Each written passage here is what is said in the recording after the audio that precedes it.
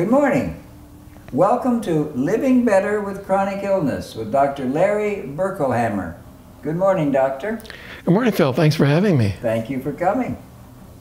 I read on your website this morning, Doctor, under the category Living with Chronic Illness, two terms which describe the behavior of ill people, behavior which they think will make them better when in fact it makes them worse.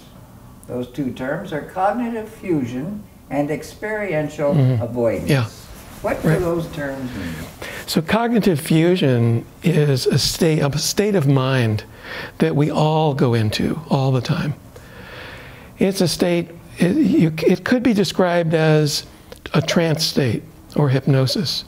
And I'll give you an example of one.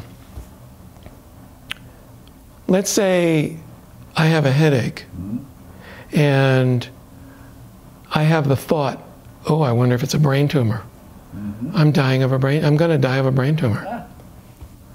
That's not necessarily cognitive fusion, but if I believe it and I start panicking, I'm in a state of cognitive fusion.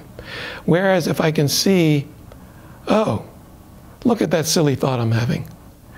I'm being a little hypochondriacal here. Then I'm not in a state of cognitive fusion. I see.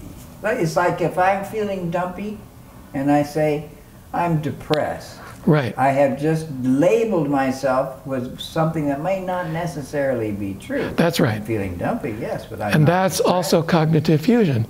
Whereas if I say, I'm feeling depressed, I'm feeling depressed is very different from I'm depressed. Or I could say, you know, I'm having some thoughts that I'm depressed. Then I'm viewing that feeling state. You're defusing yourself. Yeah, exactly. Yeah. I'll be darned. And what about this other term, experiential avoidance? Yeah. So experiential avoidance is also something we all do all the time. Let's say someone was invited to a party and is afraid to leave the house. And so doesn't leave the house and stays in the house. That's experiential avoidance. And it's experiential avoidance on two counts.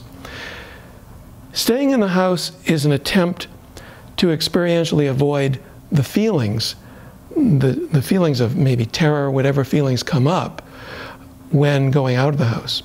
It's experiential avoidance also in that the behavior of staying in the house as opposed to going to the party, that's a more overt form of experiential avoidance. I see. So it's denying, it's being afraid of something or thinking something's unpleasant or scary, so I avoid it. And the problem with avoiding it is we just keep avoiding, because the more we feed that, the more we give into it, then we're going to be stuck in it.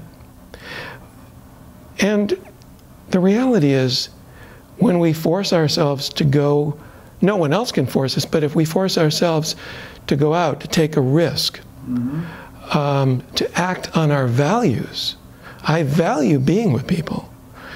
If we take that valued action, then gradually over time we come to realize, I went out, I went to the party and it didn't kill me. I did feel scared. I felt fear, I felt shame, I felt all kinds of icky feelings, and I'm still here. And I ended up having a good time anyway.